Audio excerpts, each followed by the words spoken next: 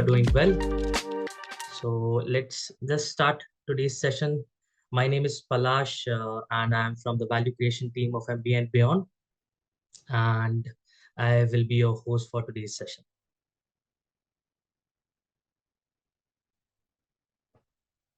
So today we have two wonderful speakers with us, Aniruktha and Akansha.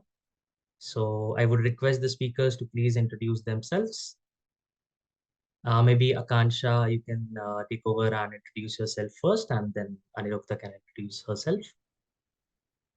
Sure, I can do that. Can everyone hear me okay? Yes, you're audible. Perfect. Hi, everyone. I'm Akansha. I am from India, currently pursuing my...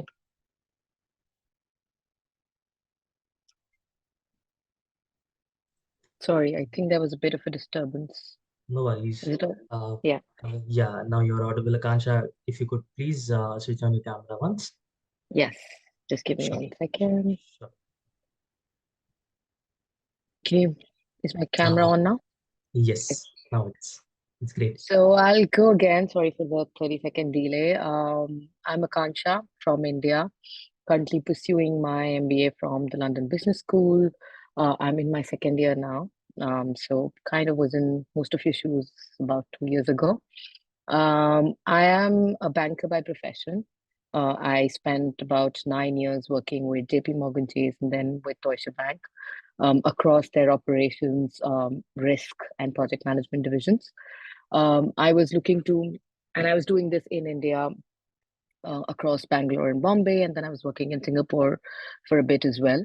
I was looking for a pivot in my career, wanted to get into consulting. And so, with that in mind, broadly, I decided I wanted to do an MBA. And so, yeah, that's how I set on this journey about 2.5 years ago.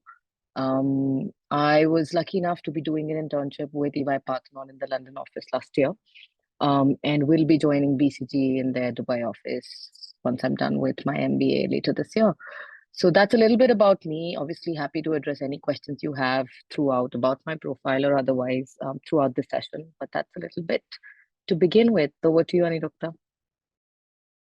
Thank you, Akansha, and congratulations. I hope you have a great time at BCG. Hello, everyone. My name is Aniruktha. I am currently working as a research analyst at this American company called Fiscal Note. I don't have a lot of work experience. I have little over 3 years of work experience, and I've spent it working at the same company. I am based in the Gurgaon office. I am an economics major. Did a minor in management as well. And the reason I wanted to do an MBA was also, I wanted to pivot my career to social impact consulting. Currently, I work in the policy making space, and I wanted to get into social impact. So that's the reason I am looking forward to starting my MBA this September 2024.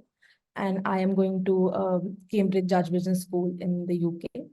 And yeah, I'm very happy to be here, and I hope whatever I talk about, proves to be of some use to some of you. Thank you. That's great. Good to know about both of you, and congratulations as well. So let's begin the session. I'll just let you know about the flow of the session. So we'll be having the session in two parts, and the first part will be of 25 to 30 minutes, where we'll be the questions that we have already, we'll be answering those questions. And in the next 25 to 30 minutes, we'll take the questions in the chat box by the applicants, and then you guys can take over. Cool. All right, then. So let's just start with the first question that we have, and that is, what were some of your biggest application challenges, and how did you overcome them?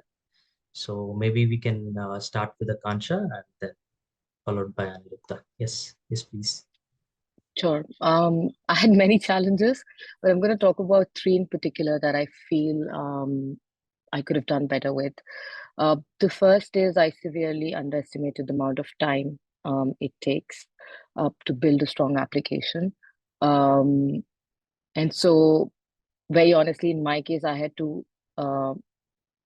double down and select only 3 schools to apply to, because that was the amount of time I had left with me to really give it my all. So that's definitely one of the biggest challenges. I feel like we always severely underestimate the time it takes to build a strong application. I've seen so many candidates like myself spend so much time preparing for GMAT and not spending enough time on the applications. And I cannot stress on how key it is, equally, if not more important than your GMAT score. So that's definitely one challenge that I faced in my case. The second was understanding the nuances of each application. And by nuances, I do not mean the different questions. So every school has a different question they wish for you to answer. What I mean is when you're answering these questions, there are different things that the school wants to understand about you through these questions, and they are not always literal. So when they ask you about a time where you failed, as much as they want to understand the kind of context where you failed in, um, what they really want to know is what you learned from it, how you changed as a person. When they ask you a question about your biggest achievement, what they really want to know is who you are as a person that enabled you to achieve that thing, right? These nuances are very important. And understanding them was very challenging for me. A lot of the schools have very focused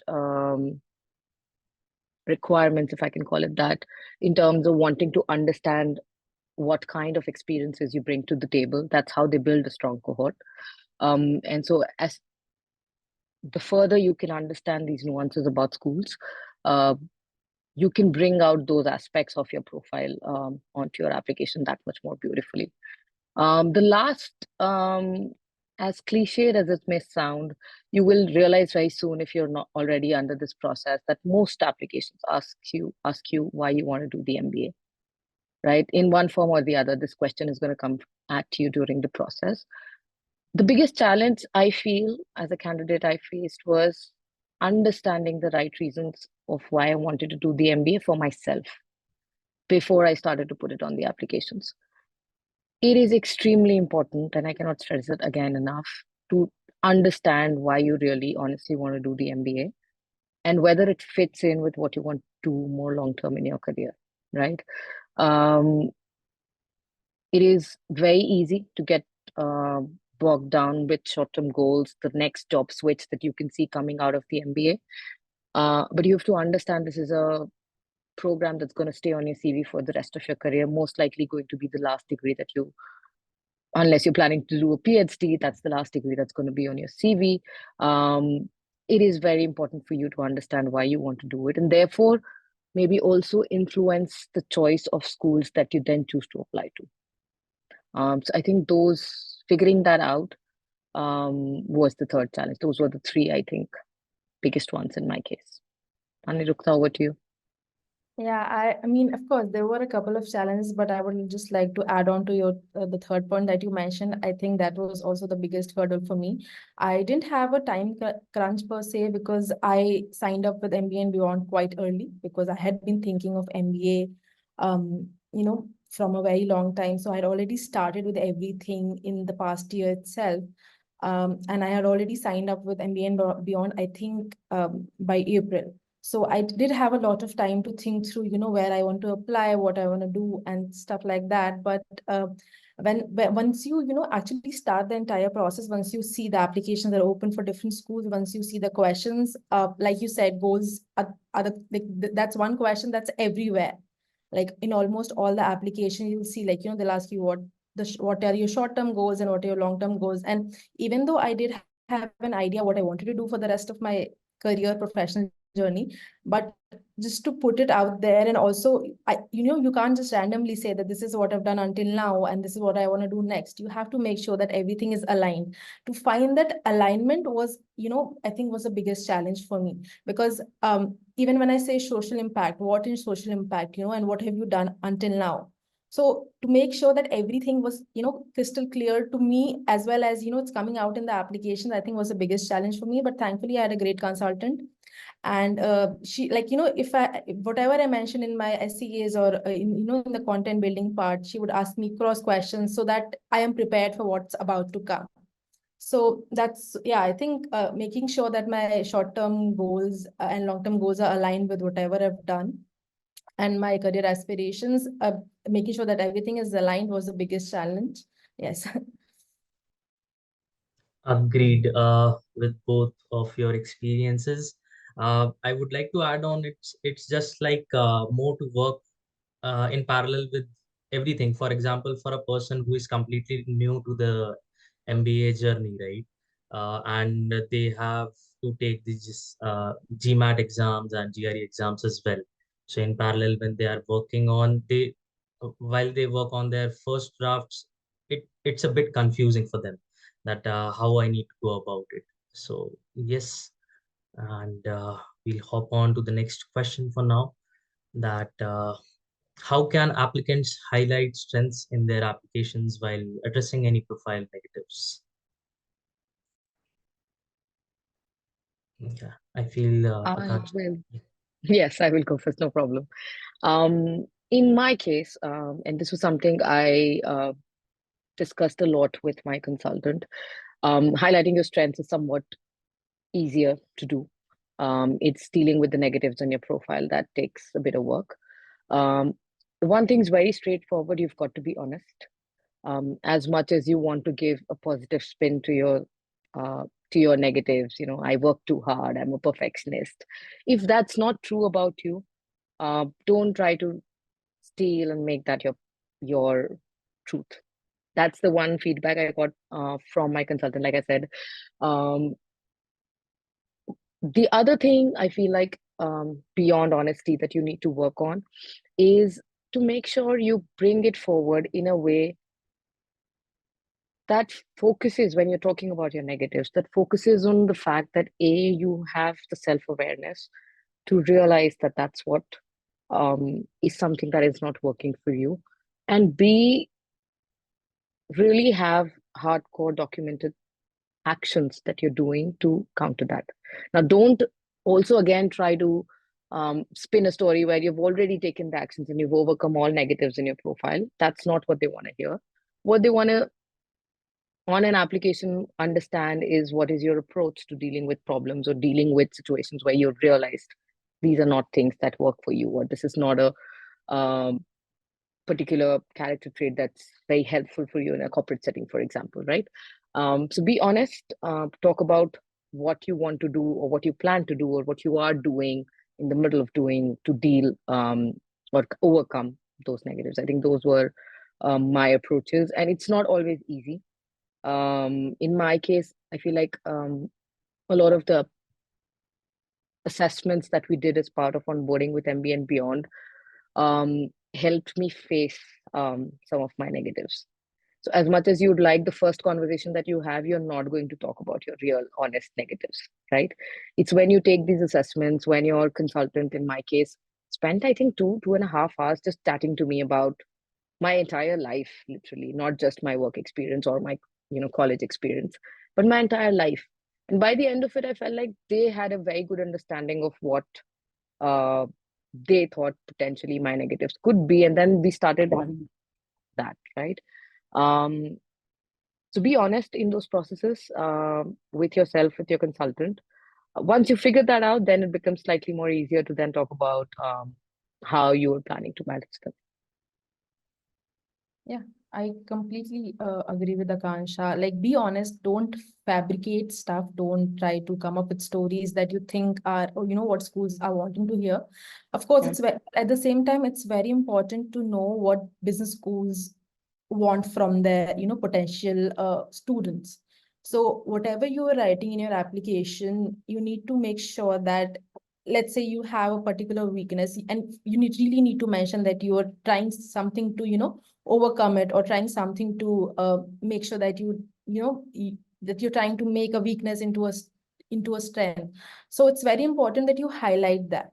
So you just don't need to write about your weakness. You also need to mention what you're doing to overcome that, whatever weakness you have. And it's very important to, like, even with your strengths, it's very important to mention like you don't need to fabricate stories, but at the same time you need to know what business schools are looking for. Whatever you're mentioning in your application is should be relevant to a business school. I mean, of course, you should mention, different aspects of your profile, because that adds diversity to your profile. But then at the end of the day, it's, it's a business school that you're going to, so you need to keep that in mind. And that's something that and my consultant really helped me with. And also, Akansha talked about the whole, onboarding exercise. So the content building exercise, like I think it took the longest for me in the application process, and I'm really grateful because I think the whole framework really worked well for me. Because when you like sign up with the MBA and beyond, there is for people who don't know, there is content building exercise, content gathering exercise in the MBA and beyond portal, where there is a section for your strengths, your weaknesses, your achievements, your failures, everything, your international exposure. And that prepares you really well for, different questions of different business schools. So, and I think like Akansha said, you need to be very honest with your consultant. Sometimes there are stories that you think are, very trivial. They won't really add any value. And sometimes you think there are stories that are, that are going to change the world, but you really need a second person's perspective. And that's where your consultant really helps and makes you understand that, this is something that you should highlight, and this is something that maybe really doesn't add any value or much value to your application, so maybe just don't mention it. So these are the things that you need to make sure. And I think the content gathering exercise really helped me, because I had like in my case, Ashmita, my consultant, told me that you need to have at least like by the end of this process, we should have at least 3 stories for all of these categories, for your strengths, for your weaknesses, your failures, achievements. And I really struggled with failures because I didn't know what to, like I said, it needs to be relevant. I just can't say that, I fumble on stage once in school. That's not relevant. And this is literally what I wrote in my failures. And Ashmita told me that, Aniruddha, nobody cares what you did in class 11th. So yeah, so I think it's very important to make sure that everything is relevant, and also spend a good amount of time thinking through your stories. Right. I agree with both the answers, and I would like to add on. So, like Akansha and Aniruddha specifically mentioned, like in MBA and beyond, we have something like known as content gathering, and we do the content review part as well with the consultant. So, we call this tool as mirror, because while you're working on it, you'll be getting into many parts of your life, right? Even if you know well about your strengths, weaknesses, and personal and professional stories well, but building up an honest answer and impressive story out of it takes time. And putting it in form of essays is also a task. So sometimes applicants come and they are just nearby the deadlines 1 or 2 months just before they start working on the applications, and they just hurry. They need to write those answers, but eventually, if they are working on their GMAT and GRE as well, and they don't score well at that round, they need to switch the rounds as well. So it is always suggested to go ahead and start the applications at least 5 to 6 months before. That would be great for everyone. That's what I understand, and everybody does as well. So let's just hop to the next question. That is, what MBA scholarships are available, and what criteria guide the selection process? So I mean, I Sure. can take that Go question. ahead. Yeah. So I think that's one piece of information that is readily available on the university's website. That is something you can easily see, because this is a very it's not a I mean, it's very subjective to each school what kind of scholarships they are able to offer you. And if you want to deep dive more and know what, usually they have like a specific, like, a dedicated page saying, mentioning funding and, resources where you can get funding from. And they usually mention different criterias that there are, that you can, that they are looking for in a candidate. More apart from that, what was I going to say? Sorry. Yeah, you can also schedule, so you can also attend these webinars that all these universities and colleges offer. They provide a great deal of information about the kind of scholarships that the school is offering. And you can also schedule one-on-one scholarships, but make sure that you explore, or you actually go through the university's website first, because like this information is very readable, readily available. It's as so when you're scheduling a one-on-one call, you need to make sure that you're not asking the person about something that is already on their university website. That's just one piece of advice that I would like to give everyone here, because as much as they write, I mean, and they're there for us. One thing my consultant told me, that in the beginning stage, like in your application process, you are a client, as much as you need a business school, the business schools also need candidates. That's, the students are what a business school, is built up of. So you also need to see what is fitting in with your career aspirations. So as much as you want to go there, they also want you. So you need to be very confident when you talk to them. But also at the same time, don't go to them with simple questions that are easily available on the internet, like, the GRE, GMAT ranges, or things like, I mean, if you want to talk about a specific scholarship and you have a very specific question, then you should definitely ask. But like most of the times, the name of the scholarship and the criteria is already given on the university website. So yeah. I think I agree. Being well informed is definitely in any conversation that you're having with anyone at the application side of things. Always be well informed. The information, as Aniruddha mentioned, is always readily available. There's definitely, like, most schools have a page dedicated to this. There are a lot of scholarships that are across programs. Um, I know a couple of women-focused ones, like the Forte Fellowship, the Laidlaw Foundation. But then a vast majority of scholarships are very specific to a given school. And then they have individual criteria. So there might be an alum who's coming from an X background and wants people from that background to get scholarships. They'll make a donation to the school that allows the school to give you a scholarship if you are from that background. Now, that is something that's going to be specific to that school. And so that is information that will be available.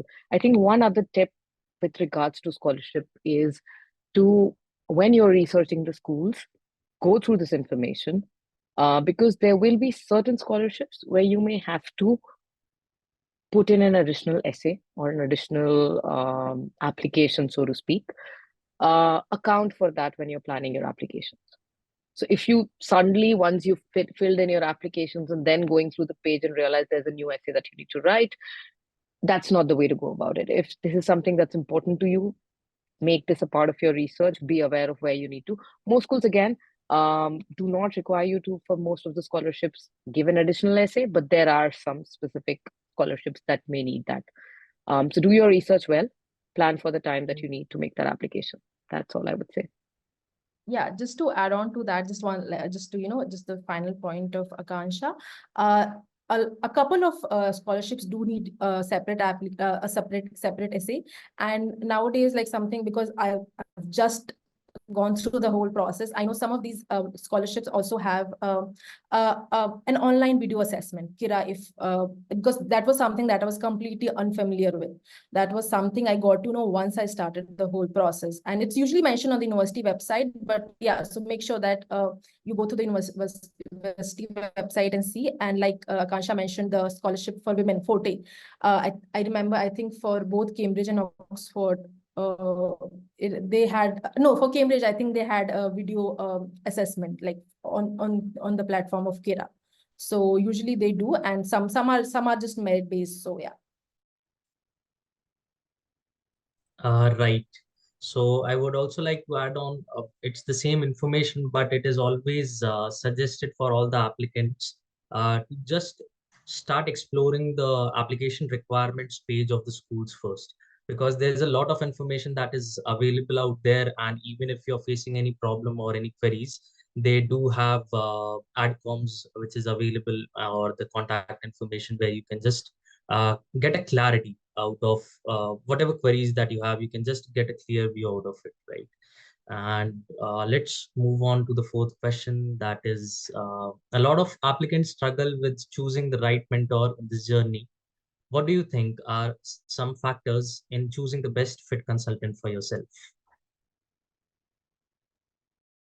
I'm going to sound very much like a person or a candidate who's been preparing for consulting, but I've got three criteria. Okay.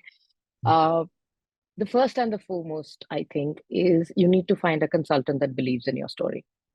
Someone who's going to be pushing hard for your strengths, for your application. And so, yes, definitely, you don't want someone during that process questioning why or where you're applying. Those discussions need to happen in the beginning, but once you've started the process, it needs to be someone who completely believes your story. The second is someone who is very, very honest with you. You, when you start this process, are not going to know a lot of the things. Your content, as much as you may feel you have, I remember when I got into the process, my CV, I used to feel, was very strong. I had 9 years of banking experience, and if I can say so myself, I'd done some really good stuff. And so I thought, oh my God, my CV, that's one part I don't need to work on. I need help with my essays or whatever other things I felt I needed help for. I had to make 9 redrafts of my CV before my consultant felt like it was in a shape in which I could submit it to an MBA school. Now, that does not mean the CV that I started with was shit. It was a good CV. It was just not the right CV for an MBA application.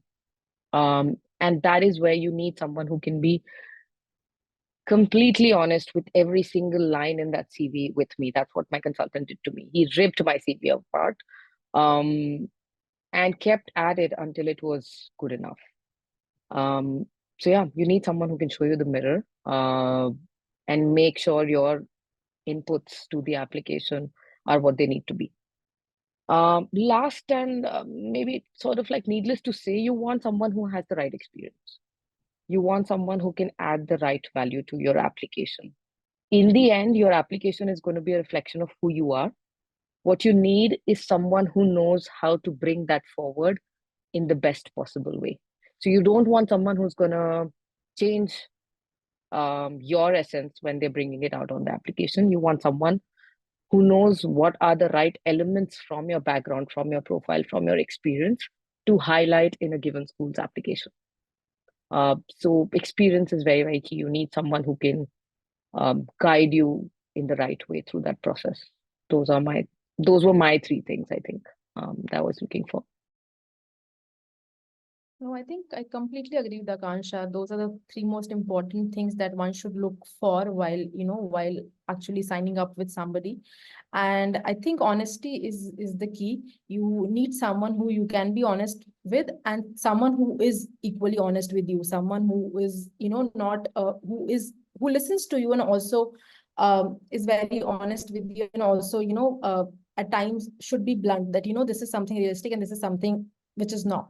But I think so if you whenever you're signing with a consultant, that he or she is going to be your partner for the next, let's say, 5-6 months of your application journey. So it's very important that you sign up with the right person, because at times, not at times, quite a few times in your whole journey, you will be very frustrated. I'm not I don't want to demotivate anyone, but the journey ahead, I don't know what the MBA journey is like. People tell me it's tougher, but the applications journey is also very frustrating in itself. At times you do feel like what's the whole point, and sometimes you question your life choices. So you need someone who is who's motivating you, who someone like Akansha said, who believes in you. It's very important that the person that you have. So when I signed up with MBA and beyond, I wasn't done with my competitive exam score. I still had to write GRE. I still had to take the exam. So there was one more step in my journey that I needed to overcome. And at times I was also very frustrated with that.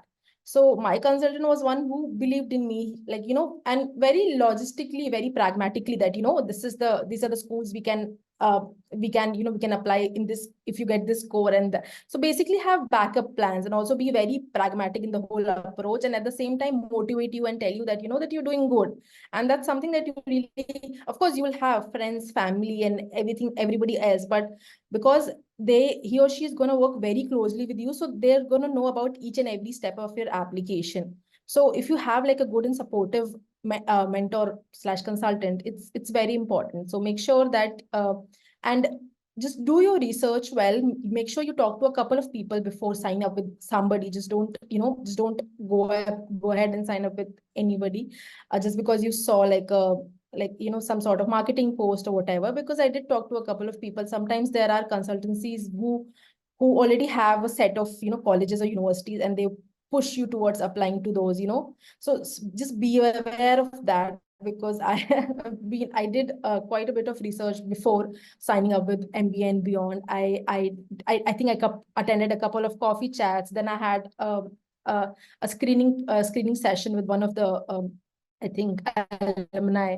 So there was a lot of research that I did before signing up with one company. So I think that's something that everyone should do, and make sure that they are signing up with somebody who is who's worth their money. And to be honest, as much as grueling as 9 drafts for your CV sounds, once he was done with my CV, my consultant, it is the CV I used for my Parthenon application. It is the CV I used, apart from additions that happened during the MBA. It is the CV I used for my BCG application. So these are things that hold you in good stead even during your MBA journey. And having one less thing to worry about during the MBA is a good thing. It's intense otherwise. At the fag end of my MBA, I can definitely tell you those 2 years are going to fly by and you're not going to realize where they went. So having one less thing to worry about, always good. Right. That's really great that you guys shared the information and your experiences in a pretty well manner on the basis of the tools that we use as well. And talking about the whole journey, it needs a lot of patience and also a disciplined work action plan.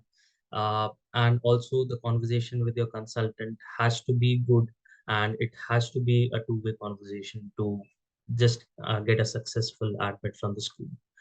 And that's it for the 4 questions that we already had. Let's hop immediately to the questions that we have in the chat box, as we have less time, and there may be a situation where we can leave 1 or 2 questions, right, which we would not be able to answer. But please don't worry, the team will be getting back to you on emails, and you'll also be able to share your feedbacks for the session. So yes, like this, your answers will be there for you. So I'll just take up the first question and I'll read it out. It is from Sanket Agarwal.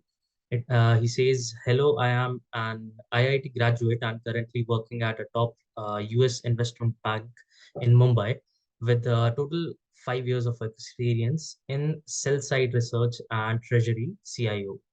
How important is international exposure for application strength? Does 2 week international business trip to countries like New York or Singapore also count, or it has to be at least 3 to 4 months working there?" You I can guys, take that one. yeah, sure. Um, Yeah. Hi, Sanket. It's a genuine question, and it depends on the application that you're making. There are certain schools that do put in a lot of importance or weightage on international exposure as part of your application. Off the top of my head, I definitely know NCR does.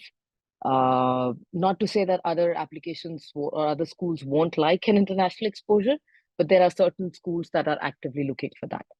Having said that, the duration is not as critical.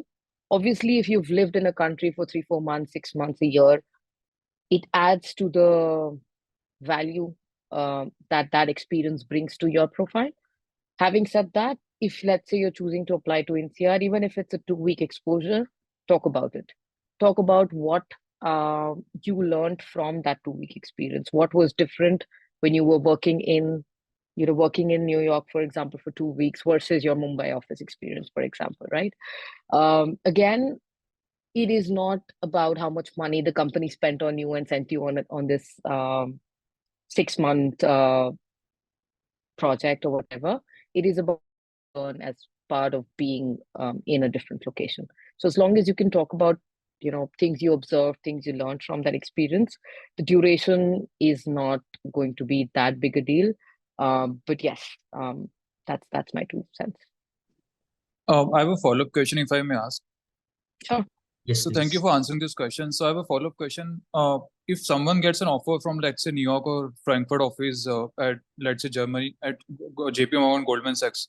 So does that also create strength in applications, in applicants' profile, or it is a normal thing?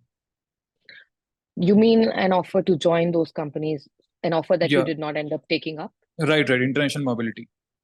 Yes. You can talk about your decision and why you chose not to take that offer up. It is a good way to talk about the fact that you got the offer in the first place.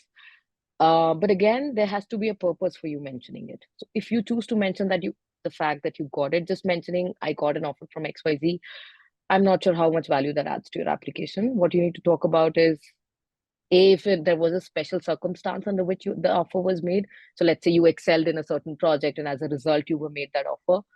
That then adds value because then you're talking about how you performed well in that project. Or if it was just an interview you gave, you got that offer, but because of XYZ reason, because of good work that you were doing already here in the India office, you chose not to go, or even for personal reasons. If those are things you want to talk about, then mention it on the application. It should not look like you're trying to, you know what, I had 10 offers, I did not take this. That's not what they want to look at in an application. Yeah, understood. Thank you. Does Very that helpful. Appreciate it. answer? Great, Anirukta. Do you have something on this, or we can hop on to the next question?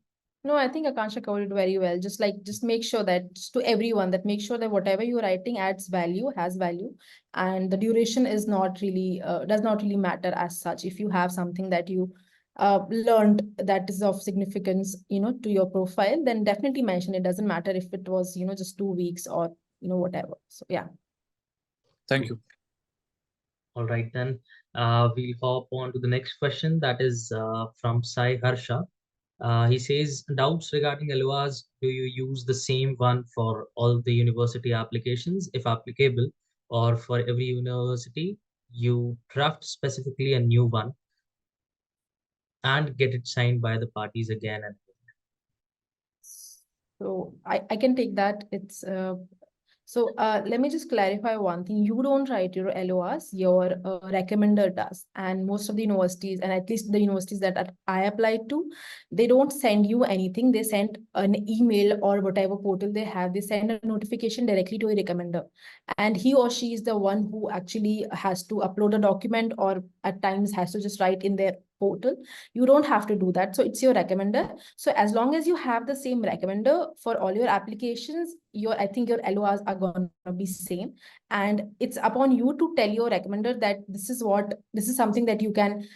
So for my recommendations, I remember my manager asked me, is there something that you would want me to highlight? Or is this something, that I should definitely mention in your in your applications. So I definitely had a small draft where I had mentioned like whatever projects I worked on, whatever was the outcome of each of those projects.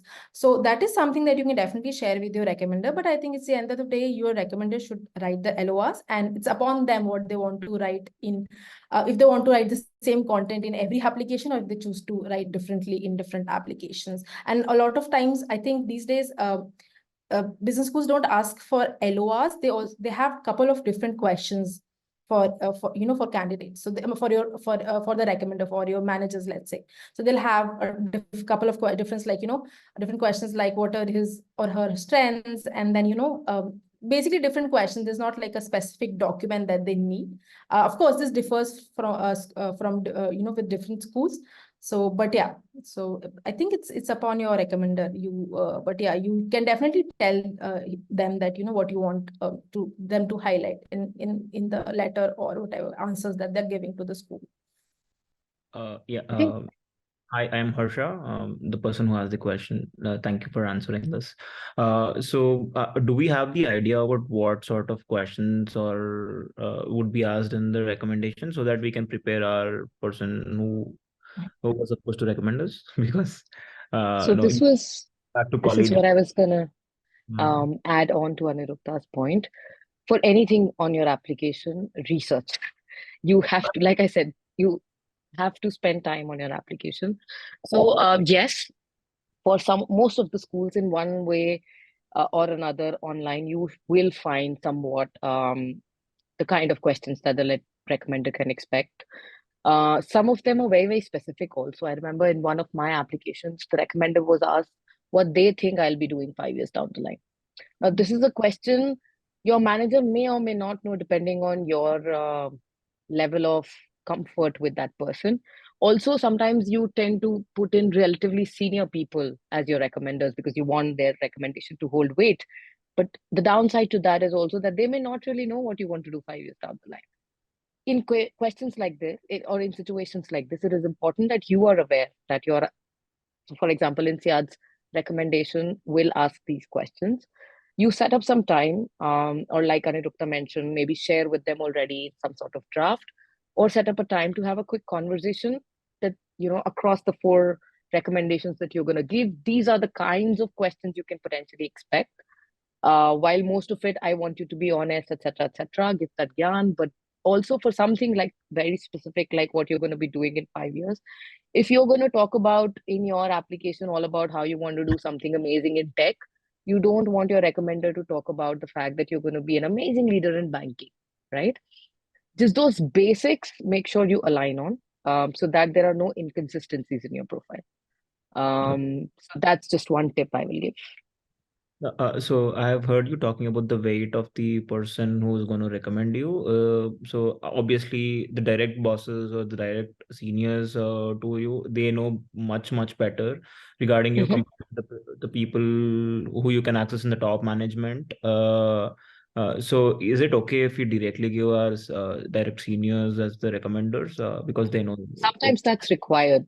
So there are some schools that will ask you to give only your direct supervisor, because they want someone who's really worked with you. What I meant by sort of like if you've got a dotted line, in my case, I had that situation, right? So I had a manager who was a VP here, in the Mumbai office, and because I was working in Singapore as well, I had a director who I had a dotted line to, who was based out of the Singapore office. Now, because I had a choice between the two, I chose the Singapore director because A, he had a higher rank. I'd worked closely with both of them. And B, he could talk about my international experience as well. So that's what I meant by relative seniority. If you've got 2 really amazing managers or people you've worked with closely who can speak about your work, choose the one that's slightly more senior. How Again, come it if works? you have that option. How come it works if you're a freelancer? Is it your client who's the one who's going to Yes. Yes. So if Thank you. you're in that kind of role, it's your client. Thank you so much. No problem. Freelancer, family business, yeah, in these situations, yeah, make sure, I mean, you can have your clients LOR or recommendation. That's good. That's great help. Yeah, thank you. All right then. Because we have time crunch, let's just hop on to the next question. That is from Medha Oja. She's asking Anirukta, how did you decide to go for GRE instead of GMAT? And is there any drawback with GRE as compared to GMAT in terms of scholarships? Hi Medha. So I opted for GRE because I am a very anxious person by nature, and the whole question adaptive thing of GMAT really made me nervous. And GRE is I think the formats of both the exams have changed now. So I can't really speak much of the current format, but back when I took it back in I think August 2023, I took the classic version of GRE, and back then GMAT also I think was operating on the older version only. It was, I think now you can go ahead and change 3 of your answers, but back then it was just like question adaptive. Like if you answer this one, you can't go back to this particular question anymore. You just have to move forward. While GRE is section adaptive. So if you get 2 mandatory quant and verbal sections, so depending on however you've scored in your first section, you get the next section. So that seemed less overwhelming to me. So that's why I think that was the primary reason why I opted for GRE. Yeah, basically because of the format of both the exams. I evaluated, how I was going to perform in both the exams, and then I decided to opt for GRE. And as far as scholarships are concerned, I think that's very that's very specific to the school that you're applying to. You should definitely ask, but if you go through different websites, you'll see that most of them mention that we don't differentiate between the two exams, unless and until a school specifically tells you that they prefer this exam over the other. I don't think there is much of a difference. I wrote the GRE and I still got £10,000 of scholarship from Cambridge, a bursary. So I don't think so, but yeah, you can definitely schedule a one-on-one call with the adcom of the university that you want to apply to, and you can ask them. But like I said, like already mentioned, until and unless they tell you or they've mentioned on their website that we prefer GMAT over GRE, or vice versa, I don't think there is much of a difference. Thank you, Aniruddha. This helps you. That's great. And I would like to add on this onto this, Medha, that the best way is to check by yourself, and just check. There are a few websites which also offer a few free tests as well, right? And you can try both GMAT and GRE tests, and that would be great. You would be able to understand that what level you're standing right now, according to the assuming which exam you want to go ahead with. So that would be great. And just coming to this next question, that is from Rohan Ravi. I have a career gap of 5 years and I have recently joined as a supply chain consultant. Also, my CGPA is close to 6.3. I want to pursue MBA in supply chain. Just a minute. I haven't taken GMAT yet. What are the chances of getting into T15 if not M7 or any other good college in Europe or Asia? Yes, please. I think this will require a lot more information in terms of sort of opining on what your chances are. By a lot more information, what I mean is what. So when you have a career gap, it's generally because of a reason. If it's a career gap of 5 years, I'm assuming you were pursuing something else at the time. You will have to speak about it, address it in your application. If it is something that, again, like I said, adds value to your profile.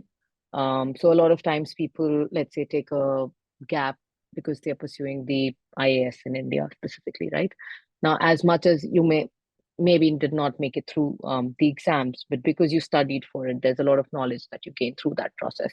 And if you can speak about it or your experience of pursuing that, then generally it's not that big of an issue. It is definitely something that you need to address. So you cannot not speak about it, the fact that you have a gap, right? Your score is another, I will not say a big component, but it matters, right? Your GMAT score. So without sort of having those details of what you've done in that gap period, or the fact that you've not taken the GMAT yet, it's difficult to directly opine on your chances on T15 or M7. But if, like I said, those 5 years have added value, if you've got a competitive GMAT score, then you've got as much chance as anyone else.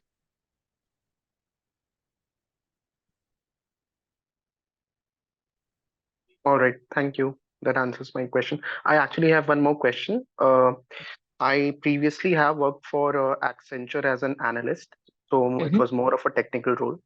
And then I have a gap of 5 years. And as you said correctly, I was preparing for UPSC.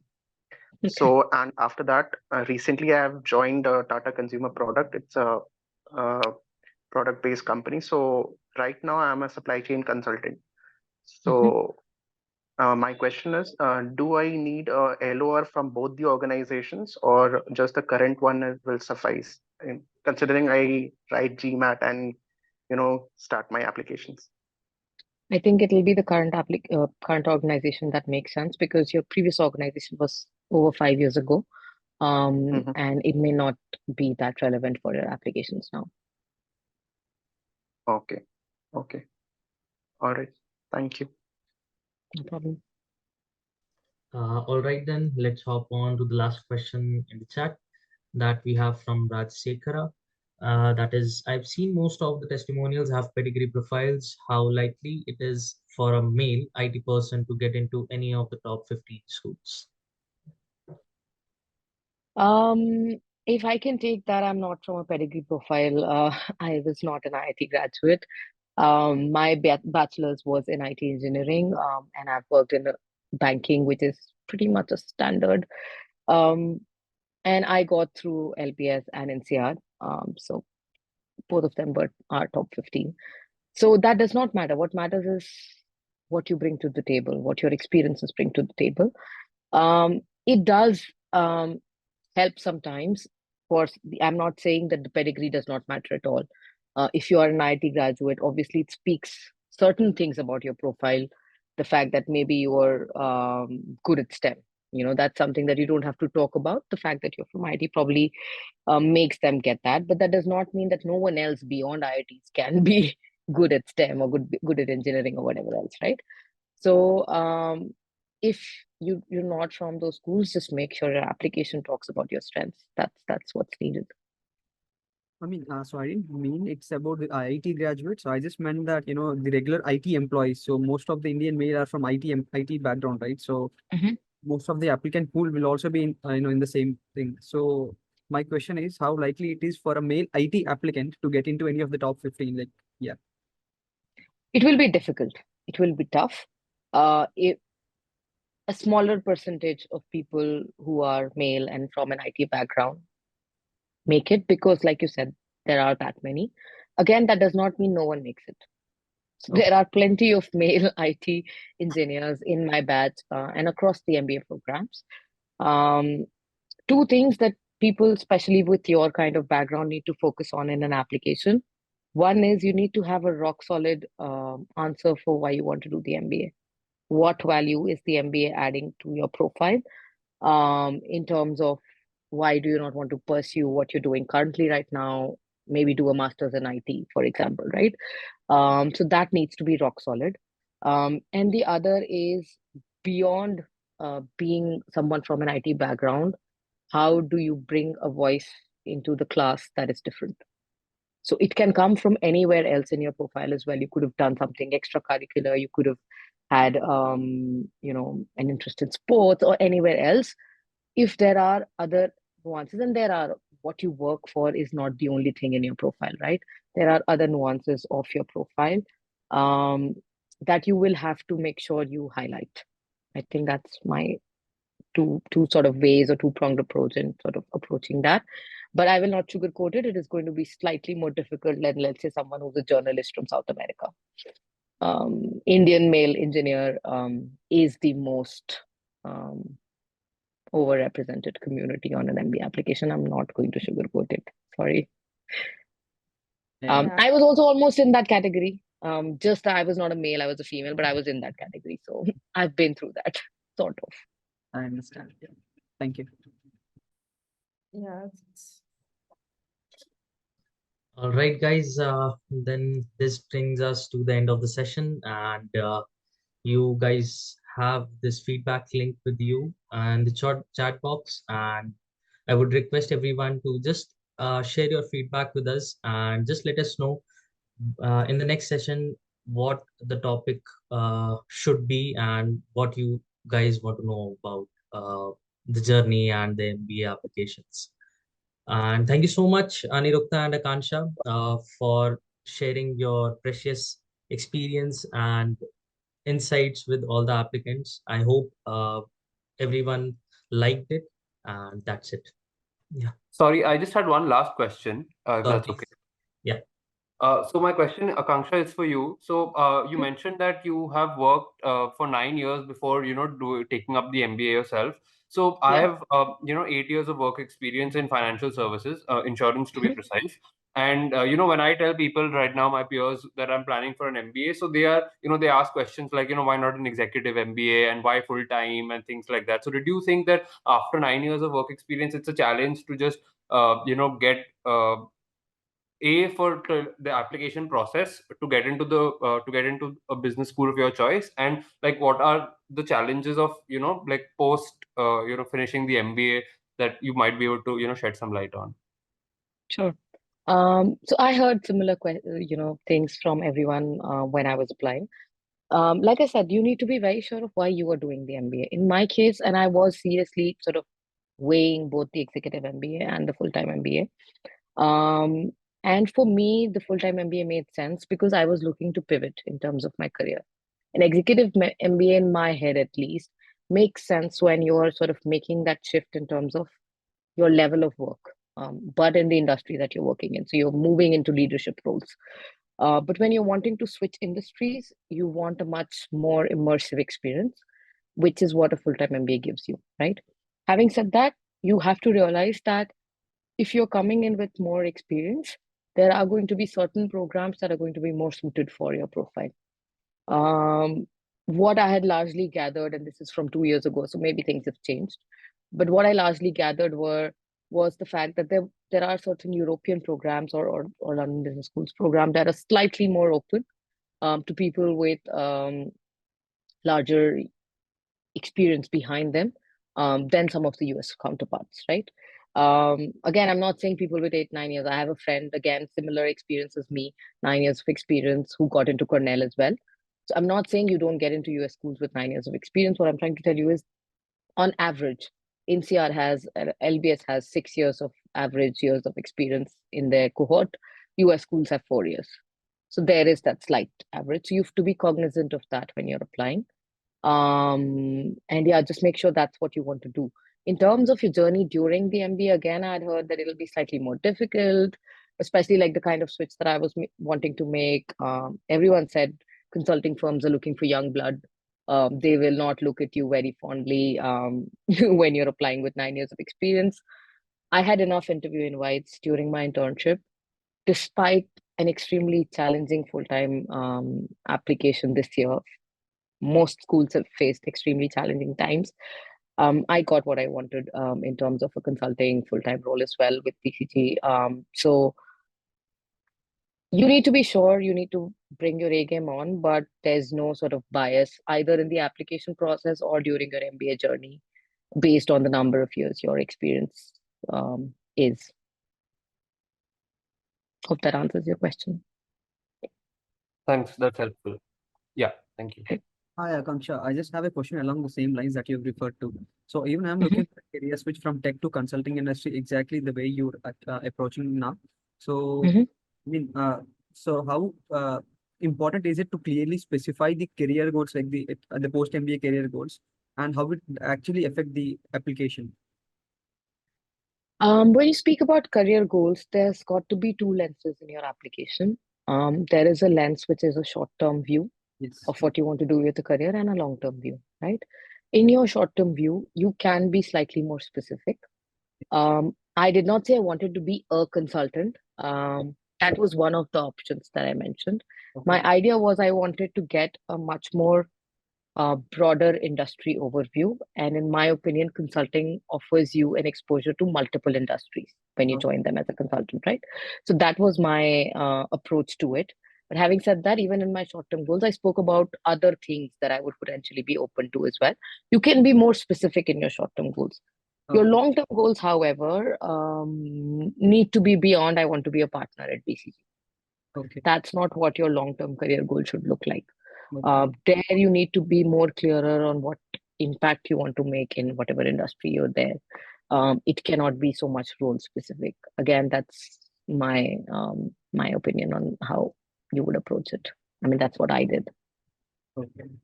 Yeah, thanks. I understand we have a lot of questions left, but please don't worry.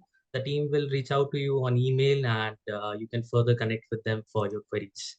I hope this helps. And that's it. Thank you so much, everyone, for joining the session. And good night, guys. Thank you so much, Aniruddha and Akanksha. Bye, everyone. Yeah. Great to be here. Take care. Yeah, take care. Thank you, Bye-bye. everyone. Bye.